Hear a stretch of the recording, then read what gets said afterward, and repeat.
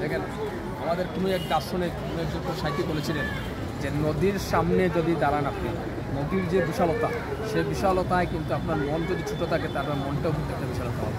সুরমা নদী, যদিও সুরমা নদীর যে আগের রূপ যৌবন কিন্তু নেই, কিন্তু সময় এবং সুযোগ পেলে আপনার সুরমা নদীর তীরে আসবেন।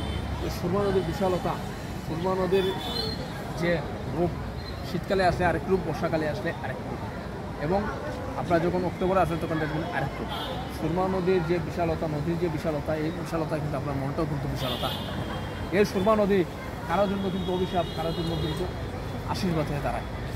এই সুরমা নদীকে ঘিরে করে কিন্তু অসংখ্য আমাদের খালিঘাট যে বাজারটা, খাজির বাজার, এটা কিন্তু সুরমা নদীকে ঘিরে হয়েছে। অসংখ্য বাজার কিন্তু এই নদীকে ঘিরে হয়েছে এবং অনেক মানুষের আরোজির পথ ছিল এই নদী। কাজেই সময় এবং সুযোগ পেলে আপনার নদীর তীরে আসবেন এবং নদীর সৌন্দর্য উপভোগ করবেন, সেই প্রত্যাশা রেখে শেষ করলাম। ধন্যবাদ সবাইকে।